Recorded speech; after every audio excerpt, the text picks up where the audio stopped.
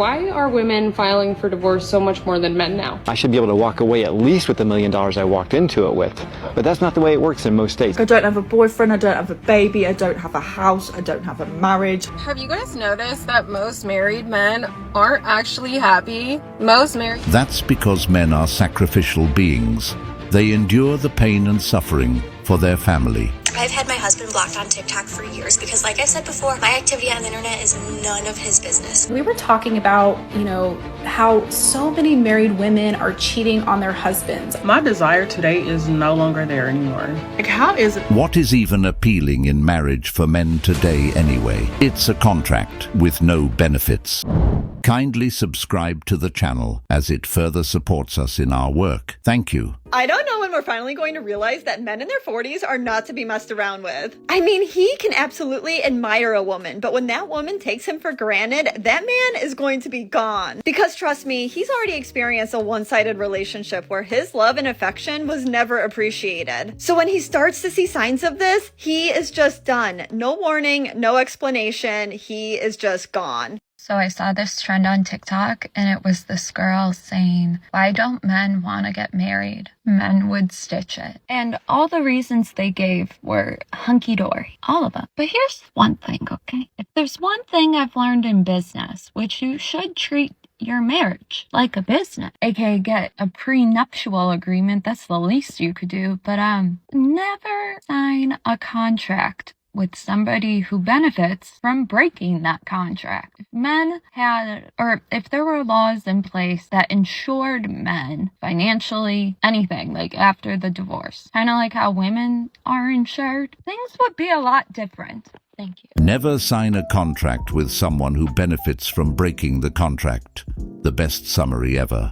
I have been married and put through the divorce process. As a man, I will never make that same mistake twice. The family courts are 90% anti-male. A wise man learns from mistakes of his own, yet a wiser man learns from mistakes of others, and that's why I will never get married or have children. The thing is, even when men do get a prenup to protect themselves, there's still a possibility that the prenup doesn't even hold up in court. It depends on how long the marriage lasted, how the terms were structured, whether both parties had legal representation, and if the court deems it unfair at the time of divorce. Judges can toss out prenups if they feel one party would be left at a significant disadvantage, especially if kids are involved or if the woman gave up her career during the marriage. So even with legal protection, men are still gambling. The cold, hard truth is that men are in love and women are in business, and men need to change that. Too many guys walk into relationships with their hearts wide open, ready to give everything, while a lot of women are calculating what they can gain. Marriage, for men, is a high-risk,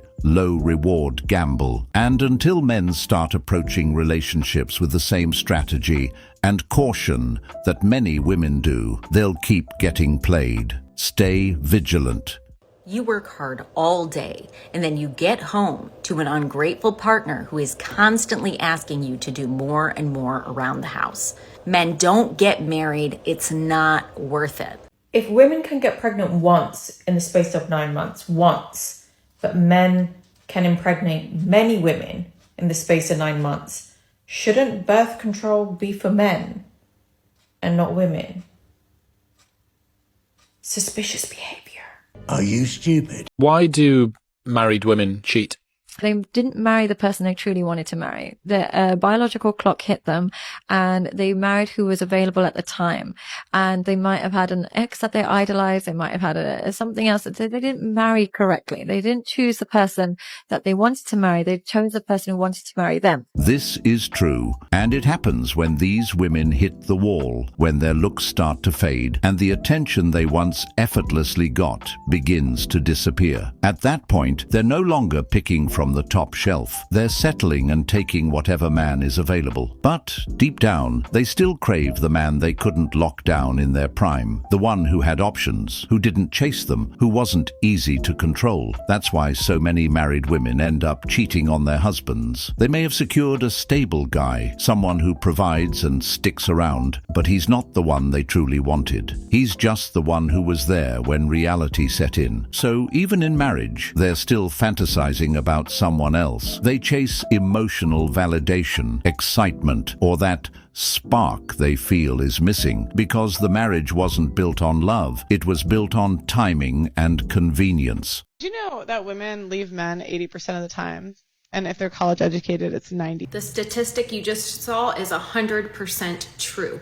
Women initiate divorce over 60% of the time, and if they're college educated, it is over 80% of the time. And there's a lot of psychology behind this, but in speaking with my female clients who are initiating divorce, a lot of this is a frustration over being a high earner and high achiever in the workplace, but then coming home and not feeling like they have an equal partner at home in the household duties and with the children duties. They feel like they are pulling double duty while their spouse is not carrying their weight. I see this time and time again with high performing and high income earning females. What are your thoughts? Let's say that you win the lottery, $1 million. Are you leaving your partner? They just did this big study in Sweden, and they say that dudes, if they won the lottery, we'll say $1 million, they are likely to stay married. In fact, more likely to stay married. Their risk of divorce falls by 40%. Women, on the other hand, they say female lottery winners are twice as likely to get a divorce. Oh my God. after they win big. Oh, really? This just goes to show that there are a lot of women out there that are still just with a man for what he can provide. And most men are not with women for what they provide to them. And the truth is that men, they just want the same thing. They want a woman that is with him because she loves him for who he is as a person and not for what he can provide. Which is way more genuine, ladies. I'm sorry, guys win this one. This is not surprising at all. As we all know, most women will sacrifice their family for their own happiness, while the man sacrifices his happiness for his family. Just look at this study where women were asked if they would leave their husbands if they won the lottery. Most of them said yes. That speaks volumes. It shows just how transactional many of these relationships truly are. The thing is, many of these women were on their last leg, past their prime, emotionally drained from chasing the wrong men, dealing with baggage, or realizing the clock was ticking, and they just happened to find a nice guy willing to rescue them. And it's sad, because that nice guy, thinking he finally found someone who appreciates him, ends up being nothing more than a backup plan. They picked a man not because they were truly in love, but because their options were running out. Biological clock ticking, social pressure rising, and the dream guy never showed up. What the fuck is up with dating? I have a girlfriend who was with her guy for a year. Like, they were fully together for a year, and he just ghosted her last week. Like, when do we decide? One guy who for sure made me come in my entire life, and literally when I got divorced, I looked him up and I was like, where is he? He used to play basketball on the Marquette team. He never went pro. I was like, where did he go? He became a pastor. And him and his wife share an Instagram. So I'm like, this is going to be tricky to get to him, but I will go to a confessional. He's like, hey, Brittany, you can come to church. Yeah, exactly. I'll be like, daddy. He'll be like, you mean father? You need help. He gave me everything I wanted. He had all the money. He was a very gentleman. He worked very hard. I worked very hard. My kids are grown. It wasn't like he was raising my kids. So what's the issue? The connection was not there. Mm-hmm. How much was he bringing in per year? A year? Yeah. Roughly. It was $2 million a year. Okay. So he was making like probably $150K a month, probably. A little bit more. He don't drink. He don't smoke. He worked really hard. It was no problem about my phone, his phone, cheating. It was none of that. It was just the connection was not there. At what point is enough enough? Because you left a guy that was pretty much like taking care of you, pretty much. And let's just say he wasn't the best guy possible for fun. He still was there for you, but you married him. Yeah, of course I did. But you kind of gave up a good guy because you weren't happy. Exactly. Understandably, I get your point of view, but then I question, who's going to do that for you next? Amazing, isn't it? Even a guy making $2 million a year still wasn't enough for this woman. And as she stated, he gave her everything she ever wanted. The lifestyle, the security, the comfort, the luxury. He did his part as a provider, and probably more.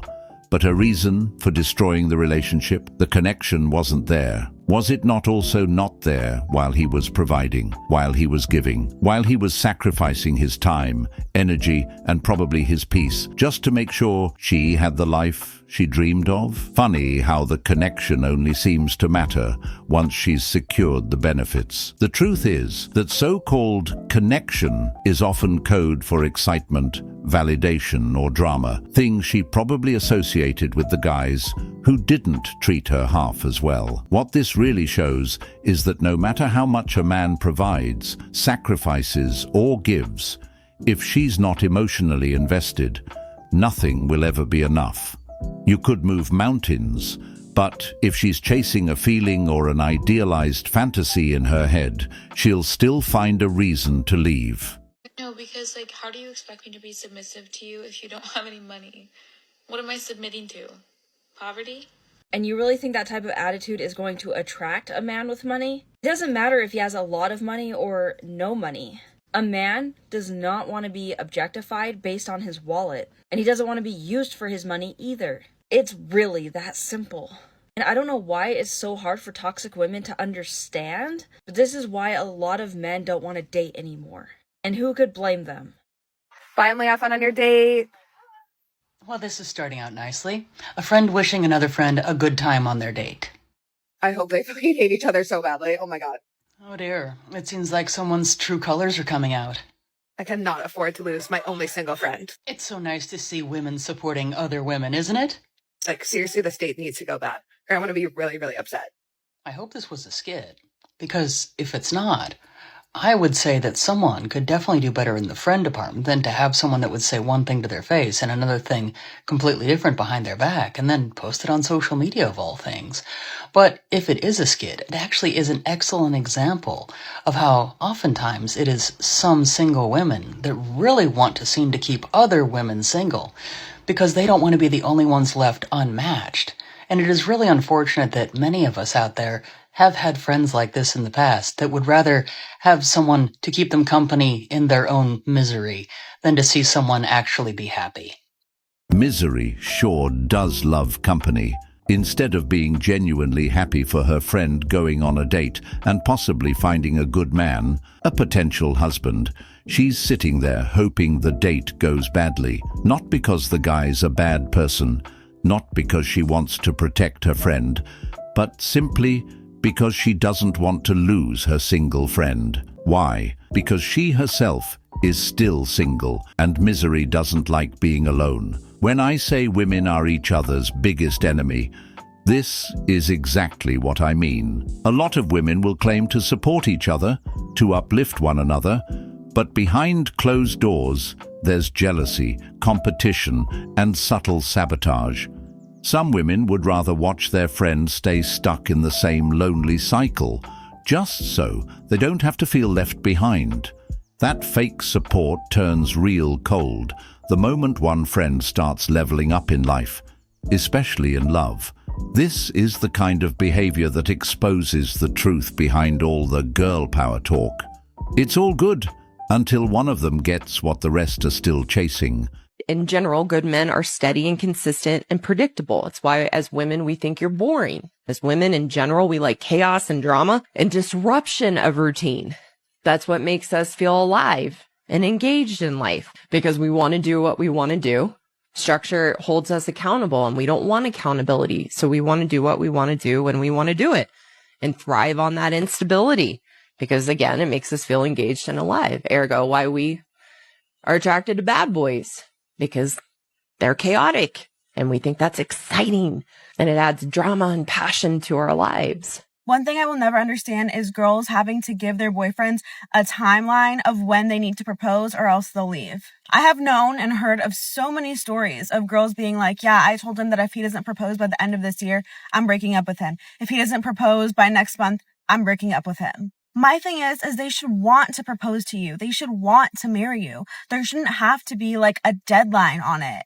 And I totally understand having conversations like, we're getting to the point in our relationship where I would like to be engaged soon. Like, how are you feeling about it? And like communicating about it. But usually when girls are putting like a deadline on things is because it's not happening. Like, if you want engagement and marriage, show it to your partner. Engagement should be a positive thing. It shouldn't be something that you have to force the other person into doing or giving them a deadline just so you get a ring. And then in the back of your head, you're thinking like, okay, well, did he only propose to me because I said he would leave him if he didn't? Did he actually want to propose to me? If I didn't say that, how long would it have taken him to propose? He should propose because he fucking wants to, bitch. You shouldn't have to force him into it. Well, one thing I don't get is why women feel the need to give their man a timeline to marry them. It's like they treat marriage as some kind of deadline-driven project rather than something that should grow naturally from love. The thing is, if you show a man you're genuinely worth it, through loyalty, peace, support, he will marry you. You won't need ultimatums or pressure tactics, but a lot of women set these timelines because they're chasing a fantasy, the ring, the wedding, the Instagrammable moment, not the reality of building a life with someone. And truthfully, that's a red flag. If your motivation is more about keeping up with friends, posting the ring on social media, or living out the fairy tale in your head, you're not ready for the real work that comes with marriage. This woman said a man should want to propose to his woman, but that's not how it works when you're giving him deadlines and threats. That's not love. That's control. I am a chronically single 27-year-old, and I'm going to tell you my top 5 most annoying things I hear all the time. They drive me nuts, and if I hear them one more time, I'm gonna kick someone in the shin. When you least expect it, it will happen. It's time. I'm 27 years old. I have stopped looking for it. I've kind of given up, but like, come on. Like, I'm ready to get this. Number 2, you have to love yourself before you can love someone else. I know some girls that do not love themselves, and they have a 7-carat ring, and I want a 7-carat ring, and I love myself. So that one just annoys the shit out of me. The third thing I hear all the time is you just have to put yourself out there. You mean I can't be Rapunzel forever? Like, no. The next one, number 4, just really revs my engine. I think that's the saying. And it's, you're still so young. You have so much time. I thought I was going to be married with 3 kids by 25. And I'm 27, going to be 28 in September. And I am just here like, it could all be so simple. I could be on the yacht and with my husband sailing the Mediterranean. Like, can you just see me doing that? Because I can see myself doing that. I forgot one, and that is number 5. Maybe coming in at first place is when people tell me, drum roll please, so are you still single? Your standards are way too high. No, they're not. Your standards are way too low because in your 30s, you're probably going to be getting divorced, and I will be happily married, living my life with my husband and my babies. Just kidding. I don't wish that on anyone, but seriously, it is the most annoying thing. It's like, I am trying my hardest to find someone. So I don't know. And it's even worse when people that are married tell you these things, because it's like, you don't get it. You're not in your apartment on a random Tuesday by yourself crying because it's like, what am I doing wrong? Anyways, guys, love you. Bye. Well, you're probably not doing anything wrong. You likely just started taking dating seriously a little late, and that's more common than people realize. There are actually tons of women on TikTok right now saying they're chronically single, posting videos of themselves crying, saying they just want a good man, wondering why no one is choosing them. A lot of these women thought love would be waiting for them whenever they were ready, but dating doesn't work like that. Timing matters. Energy matters, and so does the way you treated people when you had the upper hand.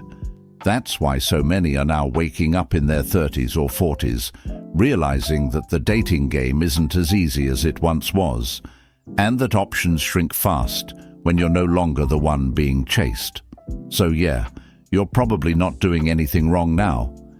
But a lot of people underestimate how much their past choices and mindset play a role in what's available to them today.